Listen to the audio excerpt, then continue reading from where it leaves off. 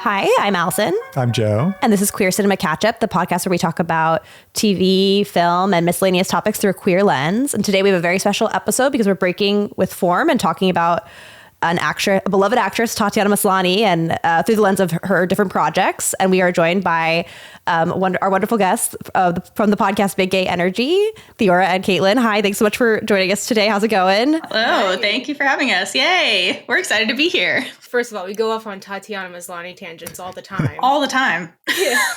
And we want to cover her stuff. And yeah, today's a very special episode because we're going to be focusing all in on the incredible Tatiana Maslany through the lens of three of her projects, Orphan Black, She-Hulk, and the new movie, The Monkey. So my love affair with Orphan Black, I don't even remember why I got into it to begin with. Like, I grew up watching BBC television. That was just what my family preferred. So then I was like, oh, this cool BBC show. I didn't know anything about it. And then so watching it and then realizing what it was about was such a journey. And honestly, it made it more fun. So anytime I recommend that show, I'm like, hey, don't look it up. Wait, that makes me wonder. I remember I knew it was about clones. So in the first couple episodes, they don't tell you that. So I was sort of like, where are the clones? Right. So did you think something else was going on when you started it? That it was like twins or something? I didn't know what it was. I was like, yeah, maybe it's twins. Maybe something weird's going on. But then once they get into it and they're like, there's this whole black market. And that's where Orphan Black comes. And I was like, oh my God, the title. And then just as it unwound, I was just like, wow, this is why I like BBC. The way they do storytelling is so thoughtful. And I'm used to hey, short amount of episodes, but every episode is powerful and it matters. And it was just boom, boom, boom, every episode. And then just as it progressed, just watching Tatiana Maslany actually play all these characters, and they were all so distinct, down to her mannerisms and how she'd hold her hands and things like that. Just you knew when she was what clone, regardless of the wardrobe and stuff. And it was just it blew my mind. And they just kept adding more clones as the show went on. I was like, damn, They're just testing her acting skills. And took way too long for her to get an Emmy for that show. I know. What about you, Kaitlynn? All right. So first introduction, of course, is Orphan Black. I visited my friends and they were like, have you seen that show? And then, of course, me being me, I'm like, no. And they're like, well, you have to watch it. And then they said, we're telling you nothing. Which, honestly, if someone's telling you to watch and they tell you what it's about, that's really mean of them. It is. It can be. Because then they're kind of ruining the surprises. If you're not going to watch and you need to be kind of compelled to do it, then I'm okay with someone giving you a little bit of a spoiler so that you'll actually sit down and watch. But otherwise, I think it's a crime. Yeah, so I watched the first few episodes with them. I think we're going to start with just the first one. And I'm sure I was asking countless questions that they were not answering. Nor did I want them to answer in the first episode. But you wanted your question to be out there so that people know that you were thinking along the right lines. Oh, yeah. Well, no, that's just what I do when I watch TV by myself, too. I just talk to myself, so... Joe, would you like to give us a quick bio of Tatiana? I would love to. So I'm just pulling this from Wikipedia. Maslany was born in Regina, Saskatchewan, the daughter of Daniel Maslany, a woodworker, and Renata, a French-English translator and interpreter. She has two younger brothers, fellow actor Daniel and animator Michael. She has Austrian, German, Polish, Romanian, and Ukrainian ancestry. From elementary school, Maslany was in French immersion and was taught in German by her mother before learning English. Additionally, her maternal grandparents spoke German around her as a child. She also speaks some Spanish. She has danced since age 4 and started community theater and musical at the age of 9. And then just to pick up and dive a little bit more into her professional career, Tatiana Maslany started her career in the 2002 series 2030 CE and appeared in Ginger Snaps 2004. She spent 10 years in improv comedy and became a certified trainer. She had roles in The Messengers 2007, Heartland 2007 to 2009, Instant Star 2008, and voiced a character in Eastern Promises. Maslany gained recognition for her role as Sarah and her clones in Orphan Black, which ran from 2013 to 2017, winning an Emmy in 2016. She also guest starred on Parks and Recreation and SNL, and co-starred in Woman in Gold 2015. Her film credits include Cass and Dylan 2013, The Other Half 2016, Stronger 2017, and Two Lovers and a Bear 2016. She starred in Perry Mason 2020 and as She-Hulk in She-Hulk Attorney at Law 2020. Of those, I've seen Quite a lot of them, actually. Oh, wow. Yeah. I've seen Stronger. I've seen Woman in Gold. I've seen The Other Half. Can't say I've seen Perry Mason, though. I think she had a pretty big role in that. I gotta check it out. I do love Matthew Rice as well, or Reese, Well, from very, The Americans. Very cool. I had read about her back in the, like, long before we ever had a podcast, and I was just obsessed with Tatiana Maslany and wanted to know everything about her. I think she was a child actor and then did a lot of improv in Toronto or wherever in Canada. I think Toronto. I think so too. I think she's Toronto. Yeah, I feel like that feels right. And it was some sort of troupe there that is known to be an excellent improv troupe, which makes sense given like what you were saying. Her portrayal of the clones is so fleshed out. And I feel like that's something you do in improv where you really get into, you know how to kind of sketch a character with physicality and things like that. And she definitely does. And one of my favorite parts of the show was when a clone would pretend to be another clone, but you could kind of still tell it was the original clone, but only after a couple beats when she would do something that looked like one of the other clones. Yeah, we were specifically watching the episode. I forget who, the soccer mom. Allison. Joe and I like watched a selection because I've seen it more than once. And Joe I think has only seen it one time, like a long time ago. So I was like, oh, we need to watch a couple episodes so you are back up to speed. But we didn't get quite so far. So you could see the ones. There are some where I can't think of an example, but it'll be like Allison pretending to be Cosima, who then has to pretend to be someone else. Like a it's clones within clones.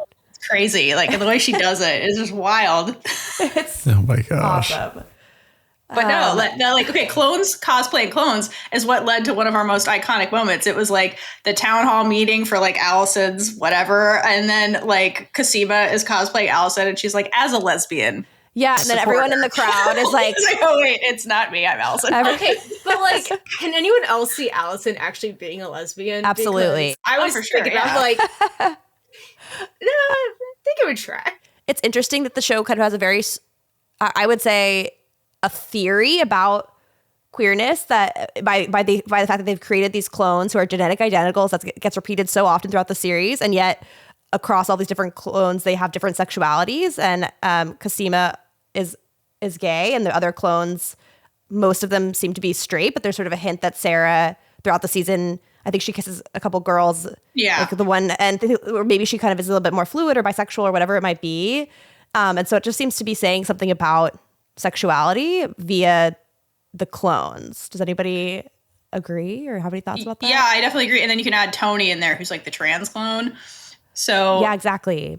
Yeah. So it does beg the question of like nature versus nurture a little bit, because they're genetic identicals. Yeah, they all have different barcodes because they're proprietary through, I forget the company, but like, which is gross. But yeah, it does say something about epigenetics, because like what I like about the show is like I have like a biology degree, so like I got to use like my evolutionary biology knowledge when they were like doing the show, and I was like, oh yeah, that kind of makes sense, like the things they're talking about here. And it begs the question of like epigenetics, which is like sometimes like just because you're genetic identical, like your expression of genes is actually influenced by your environment. So like the clones obviously didn't all grow up in the same household, and like we're not exposed to the same thing. So like, did that also influence like how you get Sarah versus how you get Allison? And like, if you think about like upbringing, like, yeah, it makes sense. Like Sarah had like a rough childhood where she's like survival mode constantly. And then Allison grew up in the suburbs or whatever. So like, yeah, they're going to be different people. Yeah. But when it comes to like sexuality and stuff too, like that is also part of like an individual's journey. And it's not necessarily like, oh, because you have this little chromosome, you got the gay gene, congrats. Like, oh God, who's the other one? The bitch one. Who's like pampered, you know Rachel, what I mean? Rachel, thank you. So I know that you know what I was talking about. So yeah, like, and you can kind of like see that through like socially, you'd be like, yeah, I'd expect their behavior to be different based on their upbringing, but like their sexuality can also be influenced by that because their exposures are different. So perhaps like something was awakened in them that wouldn't have been awakened without the exposure. So it is really interesting. And then Tony was a really interesting character, because then you get like a trans character, which is like, really awesome. I have Tony down, and maybe we could talk about, maybe I'll segue from one thing. I was going to say something about what you just said, and then maybe I could ask a question about Tony. But yeah, I think you're right. I mean, I think that's really interesting, especially because you have the scientific background to kind of back up what it seems to be saying. But one thing I remember from the show is that Cosima was raised, I think, in like Berkeley by very like hippie parents. So she might have just been in a more accepting, permissive environment. And so if she had those feelings or they developed or she was exposed to something, whatever it might be, she was in an environment where she could then be out and comfortable with herself. And we can see like Allison probably wasn't in that kind of environment. Repression. So even if she seems like she could be kind of gay, it was not going to get there, at least not when we first meet her in season 1. But yeah, for Tony, so Joe, we should have had you watch this episode because I think Tony's only in 1 episode. Is this the trans character? Yeah. And so I think, I forget how he knows there's the clone phones. I don't, if anyone remembers like the how and why he shows up when he does, that I can also look it up really quickly. I don't remember, but I do remember, I'll Google it really quickly. I do remember reading reviews afterward where it seemed to be less well received. I don't know if that's anyone's memory. And I don't know if that's because of when it came out. I can look at the air date, maybe like a lack of knowledge around trans identity in pop culture at the time, or if it felt, or I can't remember if the commentary was more, it didn't feel as authentic or as well done. But did anyone remember the reaction in real time? I was introduced to the show in 2021, so okay, into that one. What did you think of Tony when you did get to that episode, separate from whatever was said about it? Personally, I don't remember having like any negative thoughts towards the portrayal. I was just excited for more representation. Yeah, but again, absolutely. I'm not a trans person. I can't speak for them or how accurate the representation was either. I mean, it's also a clone, played by a person who's playing a bunch of people too, so yes, that's a good point. That part of it. Well, I'll just give a little backstory on what I found out about. So Tony is a small-time criminal who operates on the fringes of society. He has a history with his friend and sometimes sort of partner in crime, Sammy, who sends him to meet with Felix after discovering the larger conspiracy surrounding the clones. Tony is directed to Felix, who has an important message from Sammy, or with an important message from Sammy, who is later, I don't remember Sammy at all. I guess Sammy dies. I guess. And the message hints at Paul's involvement in something bigger. Oh, Paul, that man, that character. I don't know about you guys. I mean, he's obviously a very beautiful person, but I just he was like the weakest actor. Oh, is that the really the stiff actor? Like he's so handsome. And it's like, okay, I see why you are in this show, but I don't buy anything that you're doing. And I don't know if we should have tapped you for a larger conspiracy. Yeah. It seems like it was...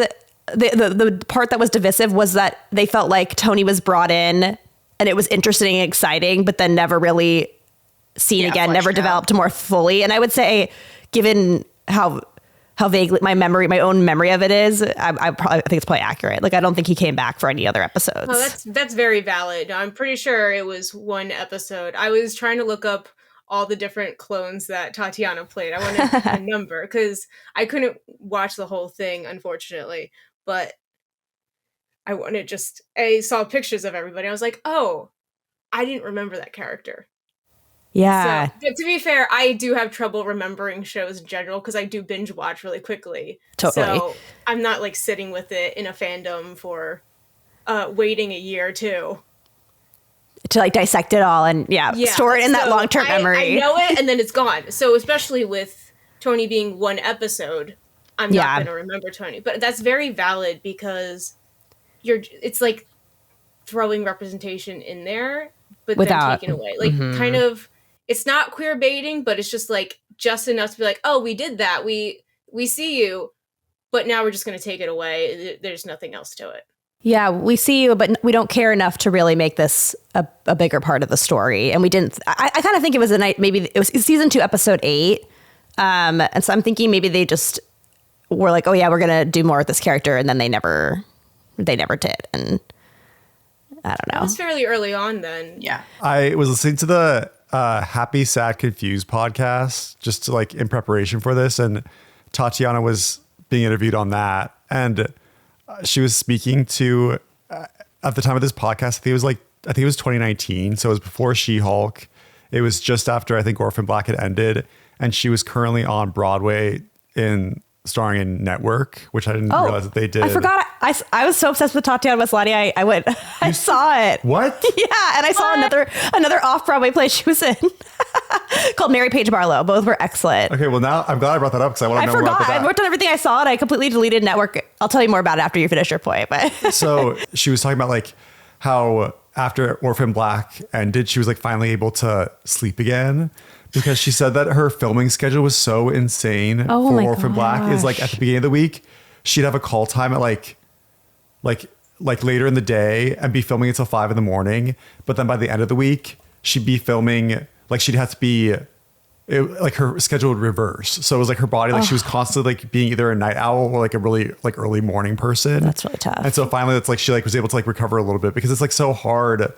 Usually in an ensemble, you get like some rest with the different storylines, but she is every storyline. So it's like it's insane. So like definitely props to her. Not to mention that she also has to put herself in different mindsets. Yes. Make sure that she's being the right character with the right mannerisms. Yeah. absolutely. Exhausted as kind of like lying. Like you have multiple lives out in public and you're like, oh, I have to make sure that this is the story I'm telling. Yeah. And then she has to like forget about the other story to tell the other. It's insane. That must just be so challenging to do. And she does not get enough credit for all the hard work that she is doing, and why her career hasn't taken off even more than it already has just like blows my mind. I know. I don't know. I know. I feel like she should just be in a bunch of movies. I say this all the time, but she should not have to audition anymore. There is a total of 17 clones. Okay? Yeah. There has to be some character. Yet everything she's in is a different character than what she's already played. So I don't know how she does it. Yeah, It's I don't know incredible. Either. One anecdote I'll share quickly. Okay, then I want to hear all about Network. Oh no, I was going to say something about her. But go ahead. You go ahead. But one more anecdote from the podcast is she was talking about getting. She said like she'd been acting for a long time before she even started in Orphan Black. But what was really strange, before she got cast in Orphan Black, she like was having trouble finding work for like 7 to 8 months, and she screen tested for Orphan Black, and then she thought she did well, and then she was just like hanging out at home one day and she gets a phone call, and she answers, she's like, hello, and they're like, hello, is this Sarah? And she's like, oh no, sorry, this isn't Sarah. And they're like, oh, is this Allison? And she's like, oh no, I'm so sorry, this isn't Allison. And they're like, is Cosima there? No, like Cosima's dead. And then like finally it was like by the fourth person she realized it was her like the casting agent calling her to let her know that she got in the role. So sweet. And they were just like listing off all the different characters from Orphan Black. Like, oh no, no, not Sarah. Well, I was gonna just say, not only is her performance so incredible, but one thing and that's so disturbing to learn that she had to not sleep and devote all her time to the production. But when it was on the air, she would always make sure to highlight the work of her acting double, Catherine Alexander. And she was really important because often in the show, it would just be Tatiana acting opposite a tennis ball, and then she would go on a stick, and then she would swap and then be the other clone that she's speaking to. But occasionally, or I think fairly frequently, they would also bring in Catherine Alexander, who knew all the lines, who would be in the costumes, who would play the other clones. And Tatiana would always like make a point to highlight her on her Instagram and say how important it was, because as an actor, like feeding off another person and their energy Acting is so crucial. Is reacting. Yeah. As they say. But I remember thinking at the time, seeing her highlight the work of somebody else so frequently made me think, like, not only am I so impressed with her talent, but I'm very impressed with her as like a person. Because I just don't think that's necessarily, some people might be like, I'm the star. To appreciate. And I'm not going to highlight this other actor who's doing all of the work without any of the credit or the, like, no one, I mean, not no one, I know her name, but only because I just Googled it, like I forgot it. And so I feel like that made me really impressed with Tatiana as well. And then I think we'll go into too, but I just looked up like interviews that like doing, like she like did like a couple talk show circuits.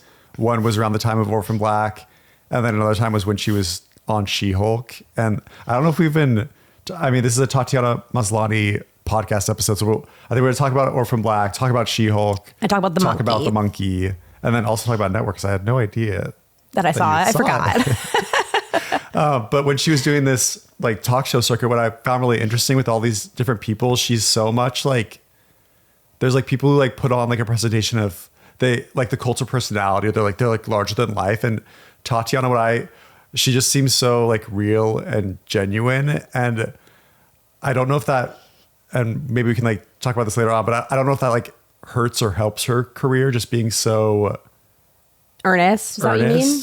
That like I could see it being like really tough in the entertainment industry, even though you have like all the talent, like to navigate it and to just be so much of yourself. Yeah. I wonder if it like conflicts. It's an interesting question that I haven't thought about. I mean, it makes me feel sort of sad because I want the answer to be no. Of course, that wouldn't affect. That would actually authenticity is a good thing, but maybe in the big bad world out there, it's not always a good thing. I don't know. Yeah, because in the few interviews that I saw, she seemed to like it seemed to be very focused on the show and like not too much about her personal life. But then I noticed she went on the Stephen Colbert show around the time She-Hulk came out, or it was like about to come out, which is like a huge Marvel show. And they had her share an anecdote about she like got married, but it was like she like didn't tell anyone, and she like announced it on Stephen Colbert. And it was really interesting.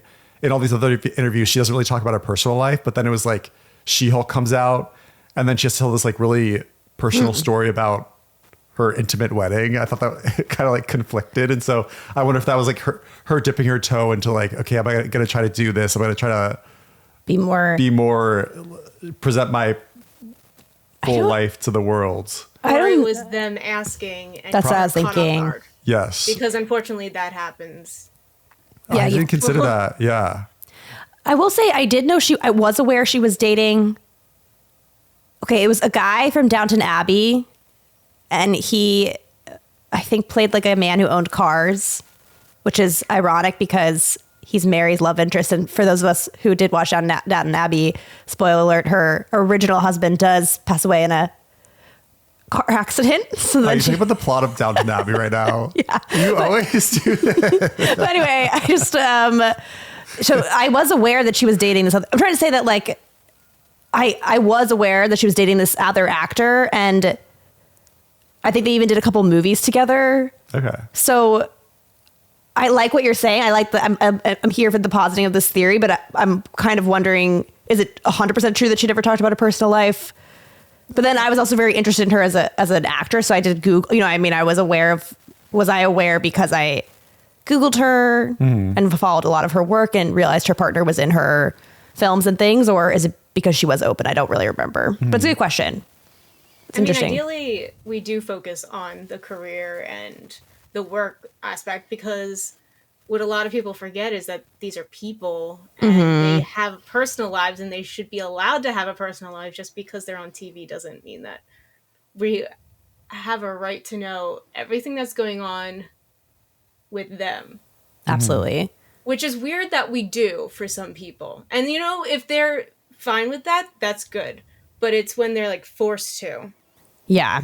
And when the public wants to know and you're forced to, and or you feel compelled to because you think it's the only way to succeed, like that's an unfortunate reality. But people latch on to stories. We were at a dinner last night, and someone was talking about like football and how they're doing it with like a lot of players now.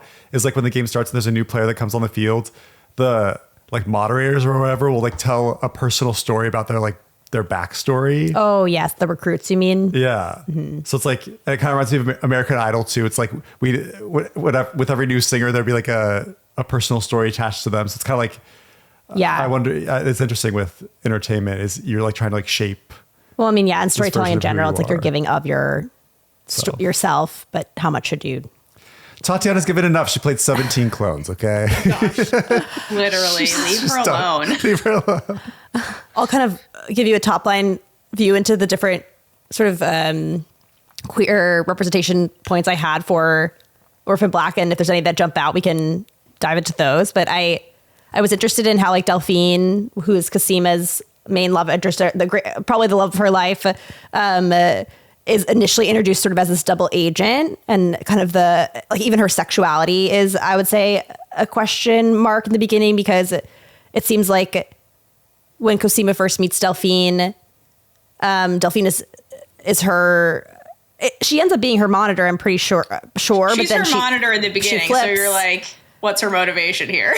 Yeah. Is the question. Yeah. And she wasn't going to pursue her romantically, but then finds herself falling in love. And so there's a question. So just, the double agent nature of that and what that says about how that's used in queer representation could be interesting to talk about. I also think the bury your gay is a trope. My memory. So we've talked about it on the podcast before, but the idea that often because of the Hays Code and just the way media has gone, queer characters don't get happy endings. At least one of them usually dies. If there's a partner, if there are two characters in love, and tragedy is just kind of baked into queer storytelling. And they kind of dance with that or get close to that with Cosima and Delphine. Both of them at different points their lives are in danger. And my memory of this is that Cosima, I don't know how accurate this is, but I remember Cosima was going to die, the character, and then survives. She's ill. She has the clone sickness. Yeah. And I thought it was like the audience pushback or like, no, you can't kill Cosima. This is like a dangerous trope that made them change the storyline. I don't know how accurate that is, or if that's just I was on too many message boards or something like that and thought that we had more power than we did. Those are my two other things I want to talk about. If anybody has any thoughts. I'm sorry. I just love that you're like on too many message boards and we thought we had more power. I'm like, seriously, I'm like, why did I think that? Did I read an article that said fans convinced showrunners to change the plot? I'm like, no, I definitely didn't read an article like that. So I just was reading probably Reddit or whatever was popular at the time. And people were like, they were totally going to go kill Cosima, but then they didn't because they listened to our outrage. And I believed it. Why did they know before she would, like, wouldn't that have happened? And then people would be outraged? Because how did people know that they were going to kill her off? I think it was like in the season 1 finale, she was like on death's door. And so people thought she definitely was going to pass away. And then she doesn't. So I don't know. I really think. Well, I don't have a quote for this, but I think she was on I was listening to like Carlos Watson show and she was being interviewed on there. And she talked about how it was really interesting with Orphan Black is they actually did, when they were writing the story, they'd look at the audience feedback. And she said it heavily influenced a lot of the storylines of the show. And I didn't consider that one. Okay, so actually, I feel like they were looking at what people were saying. Okay, you know what? Maybe and she was even saying with like the clones, it kind of like people come up with theories, and then the show would be like, "Oh, we should do that." It's dangerous legally. That is dangerous. For taking ideas from other people, yeah. Yeah, they can't actually say that, but whatever. Maybe what it was. I used to watch a lot of the Paley Fest content for Orphan Black, or like they would go to a TV con, maybe it was Comic Con, I don't know. And maybe it was something that they said at one of those events, like, we were aware that we were considering killing Cosima because we thought it was very tragic. We thought blah, blah, blah. But then we heard more about like how this is a trope, and we wanted to stay away from that. So we changed the storyline. But then they play with it again with Delphine. And I think I was telling you, Joe, she gets shot in one of the finales and it's left. You assume it's kind of dramatic. Like it seems like she's probably dead. Then she goes back. But then she's alive.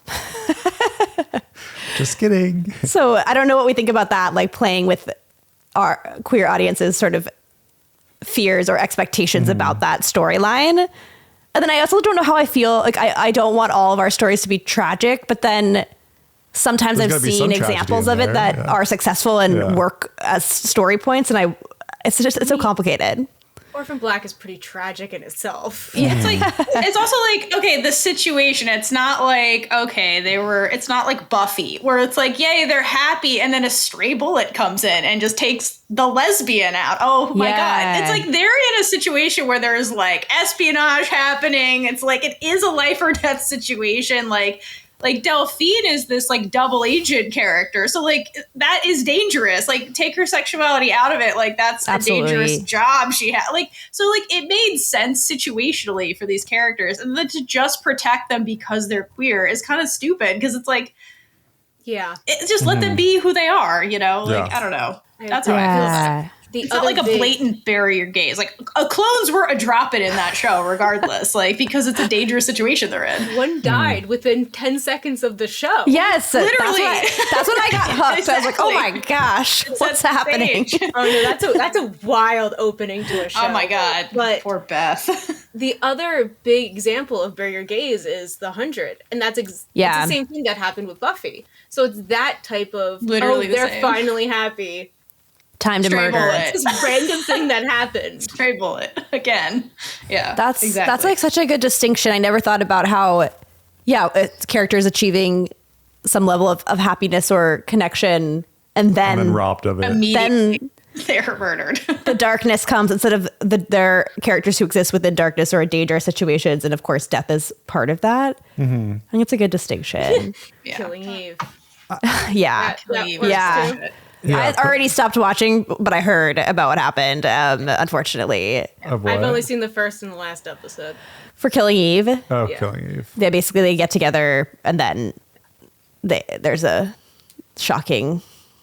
I mean, again, they're spies, so I guess it does make sense in that sense. Okay, But it doesn't make sense. Quick soapbox, because there is source material, and none of that happens. And then they're like, "Let's do this," and so it was a very Gary trope that they changed from the source material, and it's like, what are you doing? Anyway, so that was terrible. I do want to talk about like Delphine though, because I think Casima's our big she's like you said, she's grew up in basically where I live, where it's like being gay is fine. And so she's like very out and open and knows who she is. And her confidence is part of like Casima's distinction as a person. But then in comes Delphine. And I like Delphine's queer story arc because she has the coming into her sexuality storyline. And I do like the one conversation in season 1 where she kind of talks about this with Casima, where she says the lines where she's like, as a scientist, I understand sexuality is a spectrum. Like logically, I understand this as a scientist. And she's like, I just never considered this for myself. Mm-hmm. And so I loved that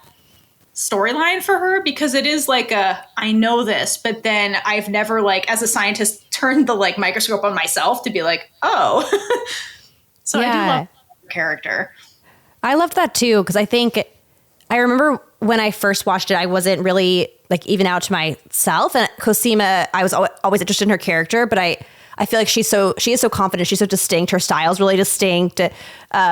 She's a scientist. There's so many things that mark her as very specific. And so for someone who, when I was growing up, when I would think of a queer woman or a lesbian, I had a specific image in my mind and it didn't feel like me. Right. And so I think even though I was much older and more worldly at that point, I still think with Cosima and my lack of clarity about myself, I don't know if that would have been the character I would have dialed into, but in contrast, Delphine was someone whose story I could relate to.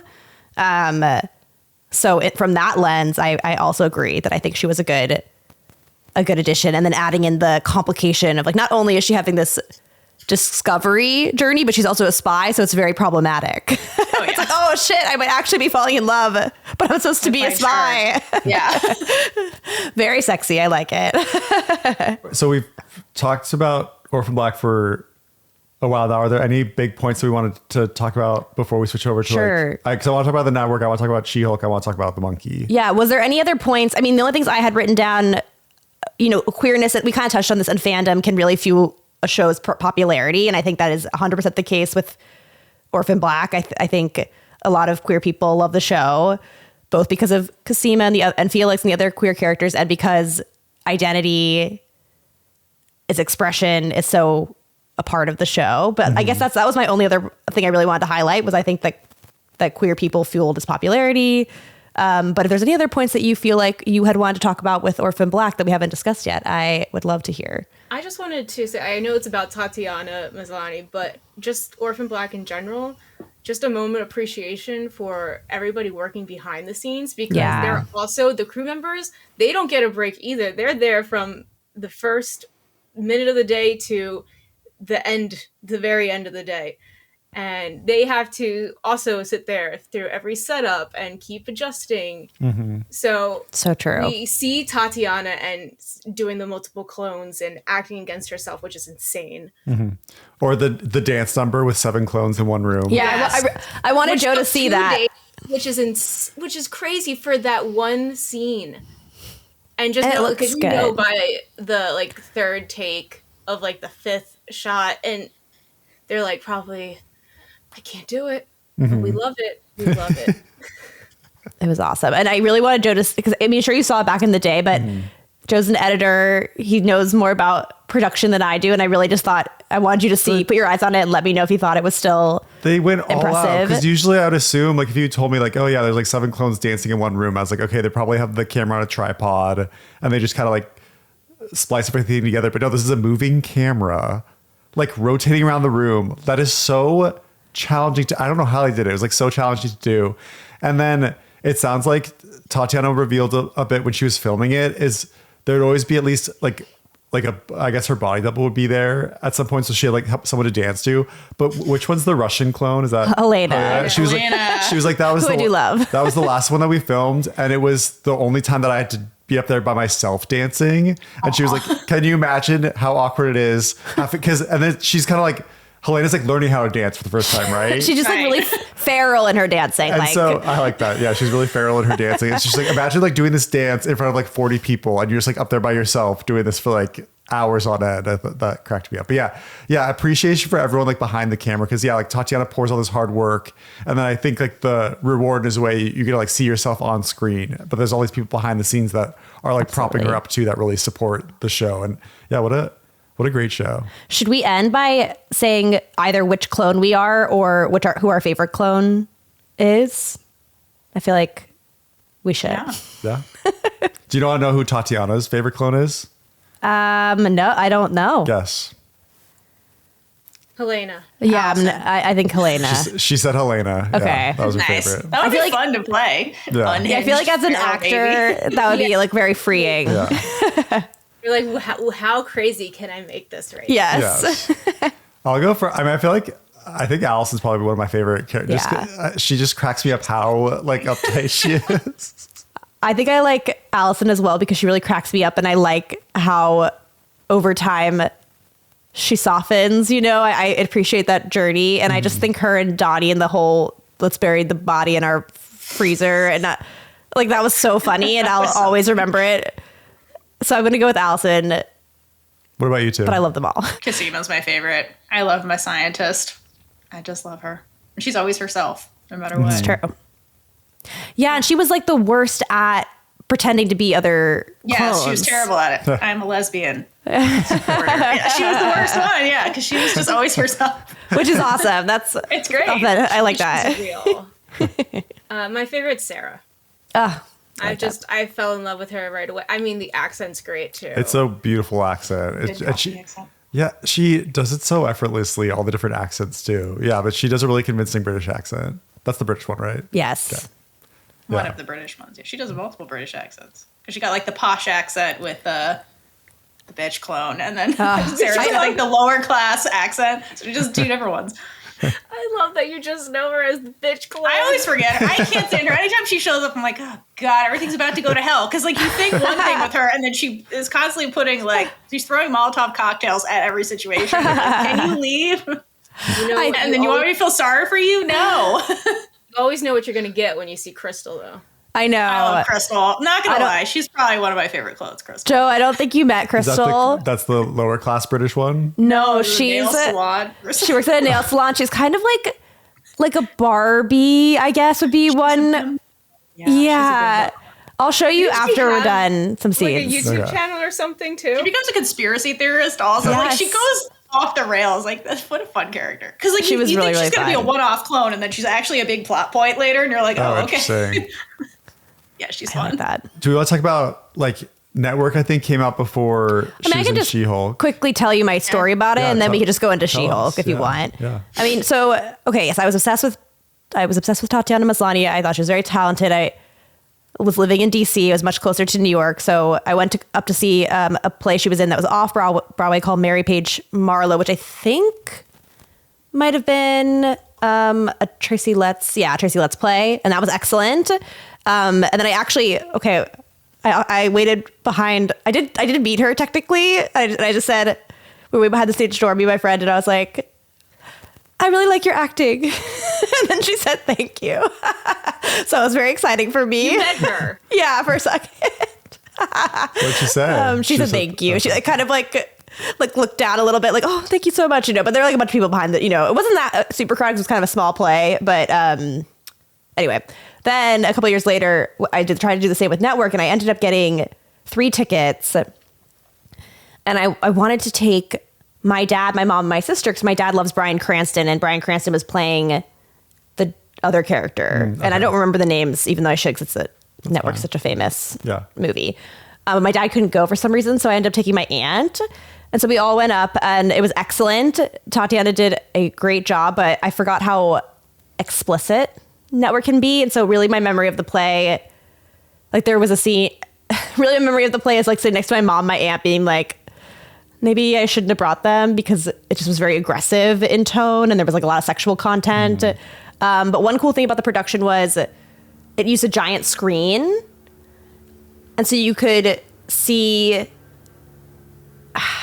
like the voice of the network or whatever was projected in an interesting way. And they even used the street. Like they had a character go out into the street and interact with a random person. Okay. So it was cool. Fun, it was well done. Interactive. Yes, interactive. Yeah. And then Tatiana was talking about that in one of the interviews and just saying how, because I guess were all the performers at one point on the big screen? Yes. I mean, they used it in many different capacities. Okay. Like it was just kind of always. Yeah. And she was speaking to just like usually in a play, you're like performing to the back of a room. And she was like, with that, it's like you can like benefit from using more like micro expressions. It's like acting for film pretty much. Because yeah, all those like subtle things that don't play well in a stage play like perform really well on camera. So yeah, it sounded really cool. Yeah, it was cool. And wow, amazing. I wish I remembered more of the, probably should watch the movie again, then I probably would remember more of the plot details. But it was great performances. And it was cool to see Bryan Cranston was great too. And yeah, living on the East Coast has its advantage because you can find out there's a cool play and try and buy a ticket and then just get up there and see it. So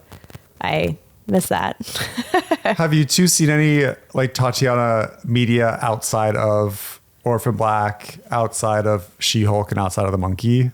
Not media, but I will say for Orphan Black, she there's books that continue after, and she did narrate awesome. First two, I think. And like the first one, she narrated like everything. She even like does Delphine's voice. Like she does all the voices, which is pretty cool. And I stumbled upon another audiobook she did.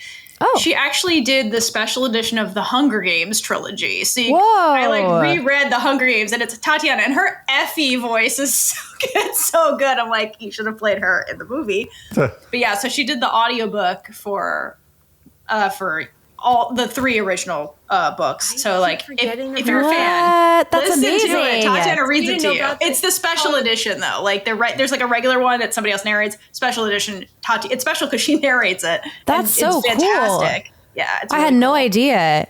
Right? Did you listen to the Orphan Black books? I have not. So I got it through like episode format. So I thought it was a podcast, but that thing got me through filming a horse show. So in the summer, and it's so random. But when you say horse show, do you mean like a horse competition or like a horse riding competition? Oh my gosh, that sounds. What were you doing for that? Intense. I was operating the camera and had to follow all the people jumping. Fun fact: Mary-Kate Olsen was there, and that's how I found out that she jumps horses. No way. What? So you just like popped in some Orphan Black audiobooks as you were filming. That's pretty cool. Because it was all day long out in the heat, which I hate the heat. Oh and my. It was very humid. Gosh. And I was like, thank God, Tatiana. I feel cool. Voice. Okay. Yeah, wow. soothing voice for sure. I'll have to listen. I never got into the I think I got really obsessed. I was convinced that the fans had a lot of power. I was like chatting with all the fans, and then after the series was over, I was just sad it was over, and I kind of like left it in the past. And I never went to the audiobooks or the books. I never went to the new season or the new spin-off season that's come out. I haven't seen that. That one yet. I kind of like left it. I was sad because she wasn't in it. I know. It's like I don't, even though I love the actress. You can't not have Tatiana in Orphan Black. I feel like she doesn't. I understand why she doesn't want. Like she wants a break. Well, I understand she wants a break, but yeah, it's. She should never have to work again. I want her to work again, but like she shouldn't have to. Yeah. Well, maybe this is a good segue into She-Hulk. Is kind of her.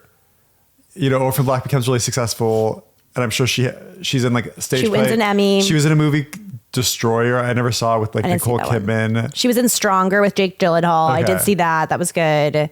So she's like performing in movies, and then she lands to star in She-Hulk, one of these Disney Plus TV shows of Marvel. And that's like, it's like another, you hear about like celebrities getting enraptured in like the Marvel universe, but yeah, so it was kind of shocking that Tatiana was cast in this, just because I didn't see that that's where her career was going. But we had watched, I think, a few episodes when it came out, and then stopped watching it. But then we returned and watched all of it. Well, most of it in preparation for this.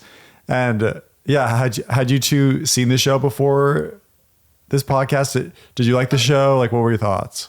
Yeah. So I found Orphan Black in 2021 against my own will, and I'm glad that I have it in my life now. Mm-hmm. And around the time that I watched Orphan Black and was binge watching it multiple times, because I made my mom watch it with me too, against her own will, but she came to love it too. Orphan Black, the next chapter, which is the audio. Mm-hmm. And I guess She-Hulk was just announced too. So everything was happening very close to when I first found the show. So I was like full in Tatiana world. So I was all in. I was like, oh, I don't even care what the show is. I am watching it. I am so excited. Do you love it as much, or what's your take on it, I guess, if that makes sense? I loved it. Okay. And I was really sad that other people didn't. But I was like, Tatiana's a genius. She can is. do no wrong. What about you, Theora? What did you think? Did you watch it when it came out? What were your thoughts? No, because my partner hates Marvel. So I can't ever like watch superhero things. I have to like find time to watch it. And like with the podcast, I never have time to do things outside of the podcast. So I did not watch it as it came out, but I was in the rage camp because there was so much hate coming at her for her portrayal of She-Hulk, especially when there's one episode that's very like pro women or something episode for Disney. And so there was just outrage all over the internet. So like I learned things about it against my will just because people love spoiling everything the minute a television show comes out. No, it's just like, I don't understand the hatred towards this. Seems excessive. And I felt really bad for Tatiana. Yeah. I mean, so I'll say I'm not like the biggest Marvel fan, mostly because like when the Avengers came out when I was in college, I was on board, I had a good time. But I didn't know there were going to be like 100 movies, in this universe. And it makes me kind of irrationally upset that they're pulling all these actors into these projects. And then there's like less independent media. And so that I just have this little annoyance that is not really fair. So when I heard that Tatiana was cast, I was like, well, it makes sense, because if I were an actor, I'd want to be involved in like these big projects. I'd want the paycheck. I'd want the security. I'd want the exposure. Mm-hmm. But I also was like, I can't believe she's going to do this. And so then we watched it when it came out with our friend who is a big Marvel person. And, I was like, this is fine, but I'm like, just not as invested, because I could see I think in the first episode, they have Mark Ruffalo's character come and explain the rules of the Hulk, and they're referencing other projects. And I just could see the Marvel Cinematic Universe at work. And I was like, I don't like that, So that's kind of why I stopped watching. But then our friend told us that the last episode, which Theora, I think is what you're referring to, they break the fourth wall, and Tatiana's character, Jen, right? Her name's Jen / She-Hulk. She says, I don't like where any of these storylines are going. And it's interesting because a lot of them are related to a group of male individuals who dislike the She-Hulk and dislike Jen and what she's been doing. And so it's kind of playing with that toxic masculinity and the toxic fan culture. And so she goes and she finds Kevin Feige. How do you say his name? Kevin Feige, but he's an AI robot. And he's then writing the whole thing and making it very formulaic, which I thought was genius. And then she's like, no, let's change it all and write it from a more feminist angle. And so I don't know when that I forget where I'm going with this. I really enjoyed that development, and it felt like the show was kind of coming into its own. And I was like, maybe I could get on board with this, but obviously I think it's probably not coming back for a second season. Yeah. For me, it felt like I was actually really excited for the show. Did not realize that it was Tatiana that was in it, because all so in LA there was a bunch of advertising that I thought was really fun. Is like, I'm sure like all over the country there's like ads for like lawyers and like the phone number you can call to like contact them. And so they're doing that for She-Hulk. It's just a picture of like the She-Hulk like looking like an attorney ad, like they were on buses, they were just like all over. So I thought that was like genius, but I'd only seen like the She-Hulk character, like not Tatiana herself. And then I think like one day I was like, oh wait, Tatiana's in that. I was really excited for it. And then I like watched it and I thought it was pretty, like I liked it, but yeah, I definitely felt like season 1 was like finding its footing. And I think there was some cool stuff with Tatiana breaking the fourth wall, not only in the finale, but throughout the entire show. She like turns to the camera and talks. And so I thought that was fun and like a creative twist to Marvel. And then, yeah, it really branched out in that finale. Like they like she goes to the writer's room. She literally breaks out.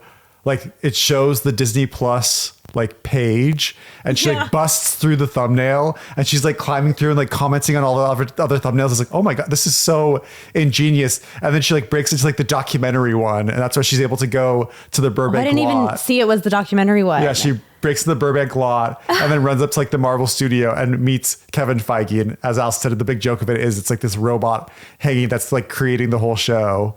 But yeah, I like appreciate it for it, and I think that if it had gotten more seasons, which I guess is it well, it's done?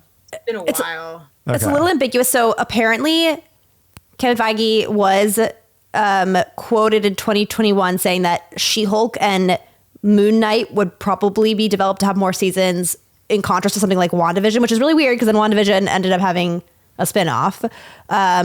Or the characters might come back in feature films. But then in 2024, actually, this time last year, in January 2020, or okay, it's March, but in January 2024, Maslany said that it was unlikely. And which is interesting because she says this in the episode, I think we blew our budget. And Disney was like, no thanks. It was too expensive to make. Yeah. And when she's in character as She-Hulk talking to Kevin Feige, the robot, she goes, they're making jokes about how the She-Hulk special effects is really expensive, so she has to transform back into Jen off camera because they lost finances for the VFX team, so she has to cut to they can't show her transforming to She-Hulk to her character Jen. But yeah, I think I guess it would be way too expensive, but just what they pulled off in the finale episode, if there had been more creative ways to breaking the fourth wall, because I know Fleabag's not the first one to do it, but like the turning to camera, it's just like that it's hard to like make it feel fresh because Fleabag just did it so well that I'm like, if you're gonna like the fact that she like broke through the different thumbnails, like I thought that was really creative. If they just found more ways to break the fourth wall, even like throughout the show, like constantly changing the storyline. But again, that's a huge task. It'd be hard to do, especially with the easier said than done. Effects. I think I did see a quote from a writer, and I don't have the name, where they said that they sense they might not get a second season, so they wanted it to feel complete. And I think in breaking the fourth wall, it does feel complete. Accomplished it, yeah. I think because it was so different from Marvel, people had a hard time figuring out, I guess, like the tone of the show. Because especially what I see, Marvel fans, they take everything very seriously. Mm-hmm. Like they're like, stick to source material, like this has to be like this, or blah blah blah. So this show, you don't take it seriously. This isn't a serious show. It's supposed to be fun and light and a comedy. I don't know. I went in there. I'm just like, I'm here. I'm just here for the ride. Megan Thee Stallion showing up. It's gonna be a good time. All right. I just want to hang with Tatiana. Yeah. That's it. I mean, early on, they tell you like not to take it seriously. Mm-hmm. And it's interesting where this show falls in the. I mean, we won't go into too much detail, but just like the state of Marvel, I think it was like just start. Like I think like Thor had just come out, like if not before She-Hulk or right after, and it underperformed. Like it didn't do as well critically as the previous like Thor Ragnarok did. It was Thor Love and Thunder. That one didn't do as well, and it was kind of the downfall of Marvel. And I think even now we're in this state where there's much less Marvel content out there, much less like movies coming out. The most recent movie that came out was like the Captain America movie that has Hulk in it also, and a Red Hulk. I didn't even know there was a Captain America coming out. Yeah. Oh. Well, and then I saw a trailer a bunch of times, but that's the only reason I knew. And that one did not do well critically, financially, but I guess they all do fine. I think there's been a few that didn't do as well financially. I just know Eternals, I think, didn't do too well. And then I saw last night Madam Web just won the Razzie for worst movie Even though I had a great time with that movie, I liked it. I thought it was fun. Again, I think it was. I do think there is something about like a male critical lens or the male fan lens. That's a Sony movie. That's a Sony movie. That's not. It has Marvel ties, but it's not. It's not under the Marvel. Wow. See, right? I'm so out of the loop on this that I didn't even know that. They're superheroes. In the end, it's all kind of the same. It's benefiting from. But yeah. So we're in this state of like uncertainty. So it's interesting that Tatiana gets pulled into this, like a lot of eyes are on her. And then, yeah, it seems like she kind of got ripped apart as we're talking. There's Marvel fans, there's Hollywood, like entertainment fans. It's just like all these things like swirling together. I do want to before the show even started. Yeah. Like so as soon awful. as like She-Hulk was announced, people were like, "Oh no, we don't want that." It's the issue with like, yeah, there's all these comic books. And so all these fans, they paint a picture of who they think it is. And the problem with that is like, not one person is going to have the same idea of who is best cast for this role. Right. So I think it's pretty common that when superheroes get cast, like there's like some disappointment there. And then I'm certain that with women, especially being cast in things, the fans will rip them apart. Well, for sure, because that's my perception. So we watched a couple episodes. I was like, it wasn't my favorite. And then I saw all the vitriol, but I didn't really engage with it. But I was like, oh, it was poorly received. That's why it's been canceled. But then when I researched it for today, I discovered that's actually not true, that it's one of the most watched Marvel TV shows. And that actually it's critically pretty well reviewed. And so I just found that to be shocking, that kind of the power of the fan or the way the online echo chamber works, it can really skew your perception of a piece of media. And I wasn't necessarily like, I love Tatiana. I want more female stories. I'm not the person who's going to be in agreement with that crowd, but just the presence of that and the loudness of it made me think, oh yeah, this show, like it's not doing what people don't like it, when that might not even be the reality, which is shocking. Which is interesting because like this isn't even the first female-led Marvel show. Like WandaVision was amazing. Love WandaVision. And then it gets its own spin-off, Agatha, all along. Like it's been done before. So I just wonder why specifically with this show, why that rumor spread of it like not performing well when it actually because it actually engaged with the very toxic fan base and critiqued it. They were pissed off. They got called out. Very similar. Like Captain Marvel, people are upset about. Oh yes. Oh no, they hate Captain Marvel. Media.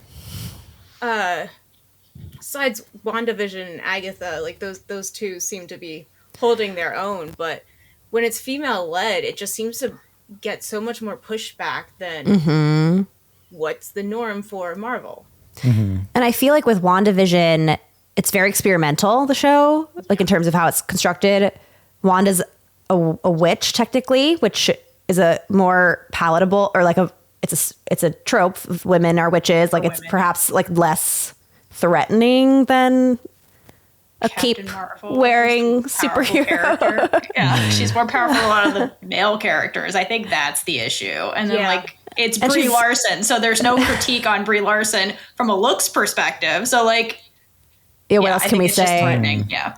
And Wanda's also a villain, like technically. So I think there's also, and I mean, I love WandaVision, love Elizabeth Olsen, very into it, but I can see why that maybe doesn't cause as much blowback, which is sort of depressing. I feel kind of depressed.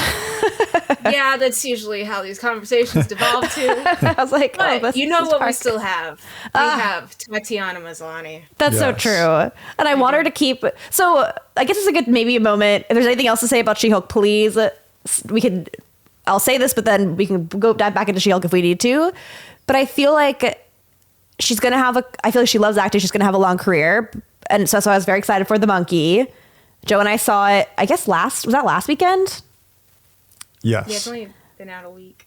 Okay. Yeah. And we liked it, but we were definitely, we were going to the theater and I said, I just really hope that Tatiana doesn't die in the first 25 minutes, but I'm worried that's going to happen. Alice, what are you talking about? She's featured all over the trailer. That's not going to happen. I'm like, I think it might happen. And then it did happen. And so I was so sad. And I'm just worried that I have the worry that her career is going to go like this, where she's so talented and we won't notice it until she's in her 50s, or not we, but the general public, or because she's going to star in Oswald Perkins' Osgood or Oswood? Osgood. Osgood Perkins' next film as the star. So maybe not, but that was my fear going into it. And I think it kind of dovetails nicely with our reflections on female-led projects and female talent that maybe is not fitting into the boxes we want it to fit into.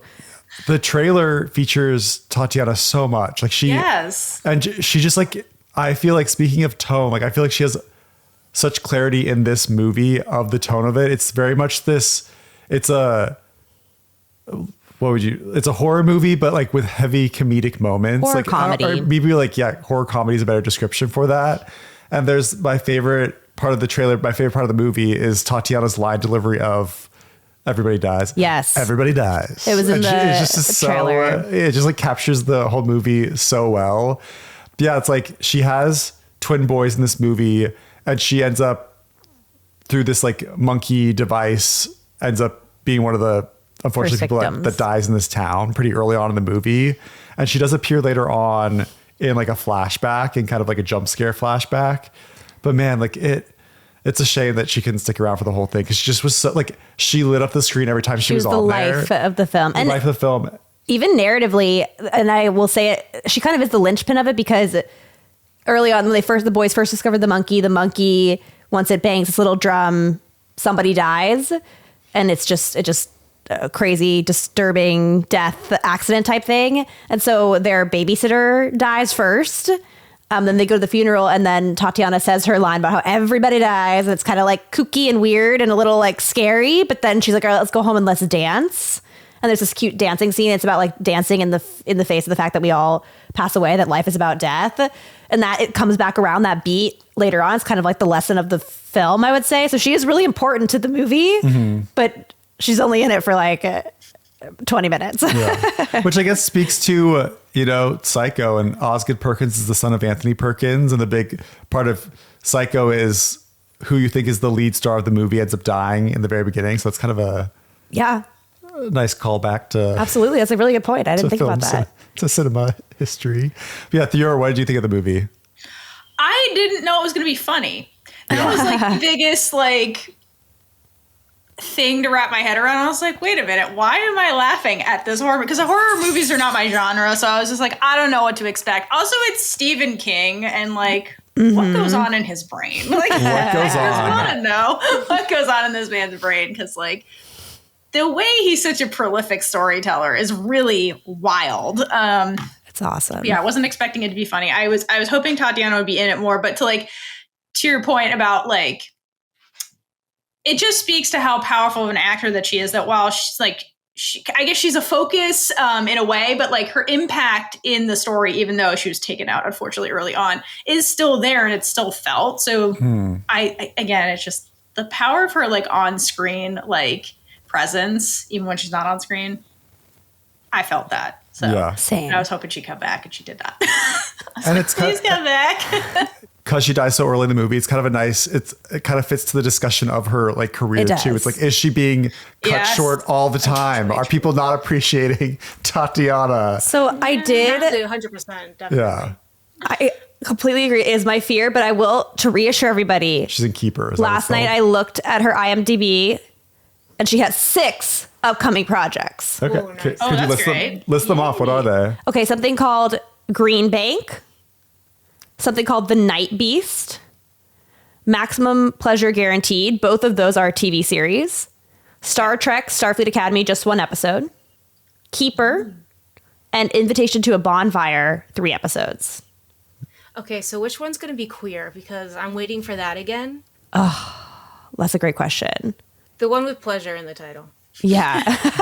Maybe Invitation to a Bonfire, or no, The Night Beast. That sounds like it could be. I'm going to go with that one. Beast. That's my guess. And she's a producer on that one, on Keeper, and on Invitation to a Bonfire. So in spite of our fears that she's not being utilized correctly, that she'll never pop in the same way she did during Orphan Black, I feel like she's very talented, and I believe in her. I hope that I'm going to be proven wrong a little bit. I'll give her like another 5 years-ish to, have a life. But I would really love to see her get another Yes. project like Orphan Black. Maybe not playing that many characters, but like a series that you can get invested in that's just showcasing all of her ability and showing just the insane talent she has. I know. I would say, like, again, having listened to her do audiobooks, I would love for her to do something animated where she can do voice acting, because even her voice acting is insane. Speaking to like Tatiana Maslany, and then we're all looking at this through a queer lens, I thought there was a quote that I have from her that I thought kind of fits, speaking for herself, but also I think could fit for queer identities. She was on the Carlos Watson show, and she said that she's known for work that is a little offbeat. She said, "I'm known for work that's a little offbeat and close to my heart. I play huge, weird characters. I feel accepted for who I am instead of doing the Hollywood thing." I love that. I do think and even when she's in She-Hulk, like I do feel like she's able to shine through a lot, and she just like has a great sense of humor too. And I feel like they didn't shy away from that too. And I do think she's just kind of, she plays a lot of like offbeat, weird characters. And that's why I love her a lot too. I love to see it. It's like so refreshing to see it on the screen. Yeah. And I think it's interesting. Yes, I was sad because of my unfair Marvel bias. I was like, I can't believe Tatiana's doing this. But I also, I think it's why you would do it for career reasons. And I think that she picked a project that was kind of playing with how Marvel has so entered our culture and the way fans interact with it. And she picked one that was like meta. And I think that's very her. Mm-hmm. Like if she was going to do one, She-Hulk was going to be the type of project she was going to get involved in. Yeah. I agree with that statement. I was like, I feel the same way you do about the Marvel stuff. I'm like, I do understand why actors do it, because like, it puts you on the map in a way. And so I was kind of happy for her, because I was like, oh, maybe more people would know who she is. Yeah, that's a good point. That's a good point. She's a hidden gem, but then like, of course, stepping into the MCU, you're stuck with like the toxic MCU fan. It's like stepping into the Star Wars fan base. Mm-hmm. Like there's a humongous, loud, toxic component of that fan base, so it could go sideways. But I agree with you. I think that this particular project was very up her alley, because it was atypical in many ways while like being a part of this mainstream. So it like subverts expectation going into like a Marvel show, which is very Tatiana, because you go into the show and you're like, wow, I didn't expect any of that to happen. Like, it's very her. Yeah. The fear of it though, it's like she's in a Marvel project, gets to be herself, but then is she going to be locked into 20 Marvel movies and never able to make an independent project again? Right. Like that's the fear. That's my fear. I'm like, no, please. But it sounds like she, with the IMDb list that you read off, it sounds like she's getting to venture out and do other projects again. Yeah. And I guess to your point about tying it back to queer representation, I do remember seeing a panel when Orphan Black was on, and audience members were able to ask questions, and an audience member got up and said how important and impactful this story was, that they were a queer person who hadn't really seen a lot of examples of themselves on the screen, and how they felt like very seen by Orphan Black. And her response, I can't remember what she said, but she just was clearly so touched by this, and you could tell that it was so important to her to provide authentic representation. And so she's an excellent ally and a great actress, and we love her. Yes. May you never change. Yes. Never change. I love that sentiment. Yeah. Be in another play, and I'll come up behind the stage door and meet you again, and you won't remember me, but I'll remember. This has been Queer Cinema Catchup, an episode all about Tatiana Maslany. This is the podcast where we talk about movies, TV, and miscellaneous items through a queer lens. I'm Allison. I'm Joe. And thanks so much to our wonderful guests of Big Gay Energy Podcast, Kaitlynn and Theora. Kaitlynn and Theora, is there anything you want to plug about your own podcast, or any upcoming episodes, or anything you'd like our listeners to hear about? If you don't know who we are, our podcast is Big Gay Energy. We're an LGBTQ plus media podcast focused on amplifying voices in queer media and advocating for better representation. So we do deep dives into media, talking to crew members, cast, all people who work with queer media. We do reaction videos. Basically, what the people want, we give it to them. I love it. Come join us. Where can people find you? Our website, biggayenergypod.com, and it'll have all of the links and information that you could ever want. Amazing. Including our merch. Amazing. Merch. That's awesome. Well, it's been so great to talk to you all about Tatiana. Yes. And as Theora said, Tatiana never change. We love you. We do. We do. And yeah, we're excited for what is coming up next. So Thank you so much, both of you, for coming on. Anytime. Thanks for having us. Having us. Bye. Bye.